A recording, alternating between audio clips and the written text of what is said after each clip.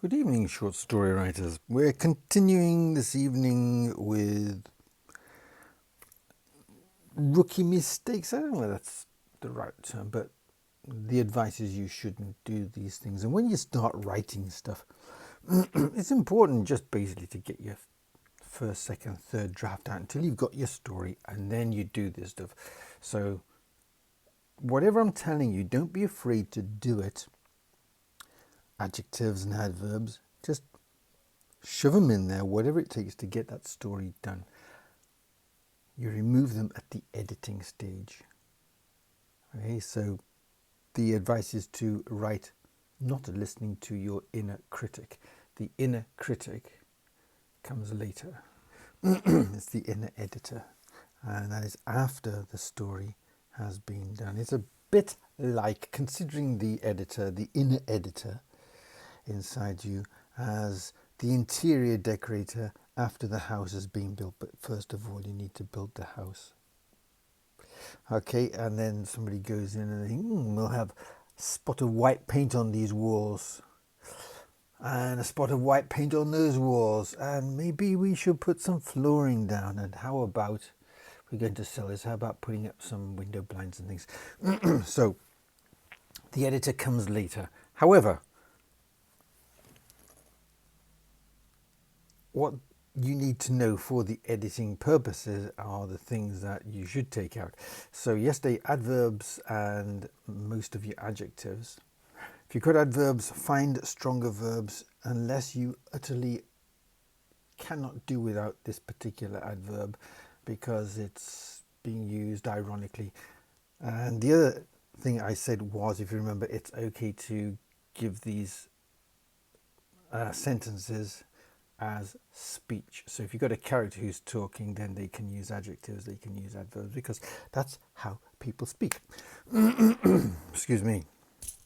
All right, so tonight we are talking about the passive tense. And the voice, not tense, it's a voice.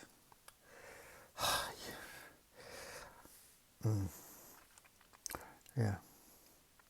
I did Spanish at university, so I have to know about grammar and stuff. And also I taught English as a second language, so I need to know about grammar and stuff. And I need to know whether the passive is a voice or a tense. And it might not matter to most people, but to me it does, yeah?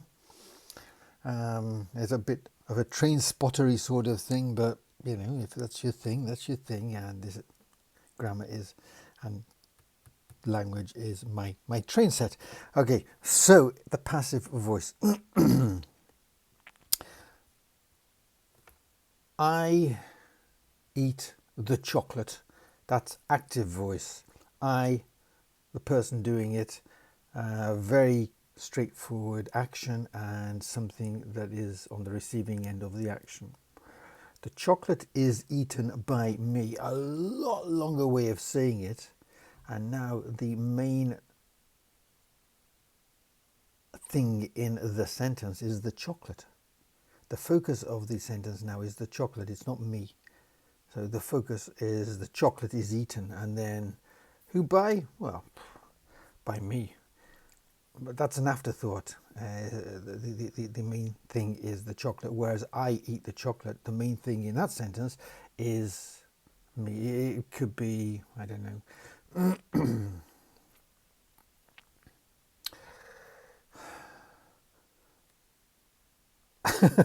I was nearly political there. I shan't.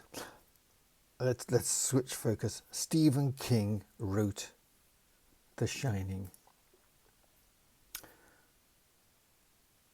Stephen King is the focus of that sentence. He's the most important thing in that sentence.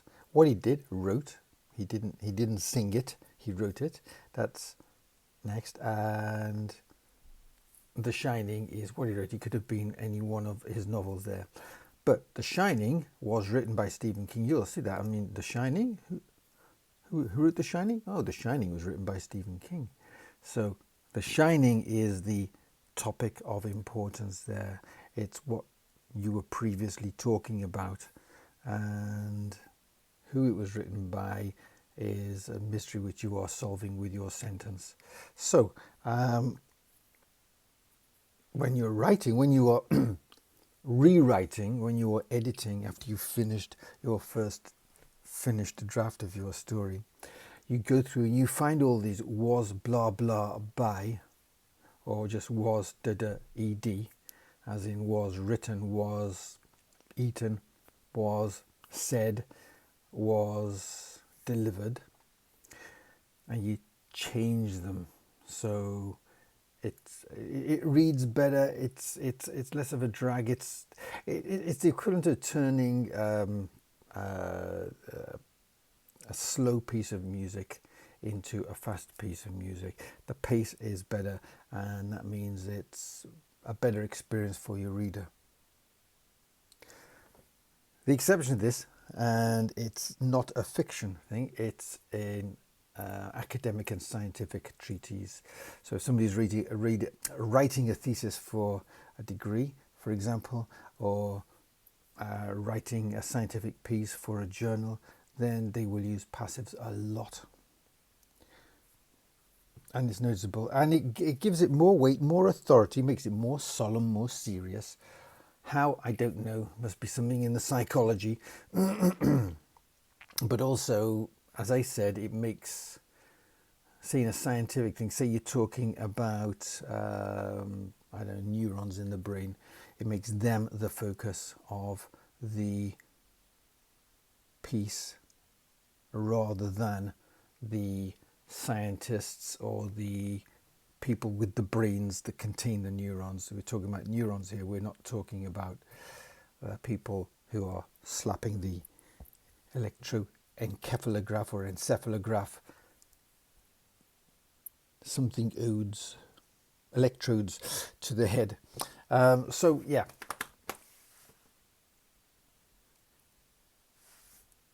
I suppose I better sort of, this is going to be like one of those songs where you have to remember everything, and it goes on and on, and you have to remember from the beginning. So adverbs, adjectives, unless they're in speech, and then passive. And again, passives can be used in speech. So the exception to this is where a character is speaking, they're allowed to say these things, but for your writing purposes, for the delivery of the story, you need to take them out, remove them, turn them around. Okay, that's it. We're still under 8 minutes. So as usual, if you found this useful, and you will, keep your first and your second draft and then read them, and you'll find that one whizzes by a lot faster. Like and subscribe. Bye.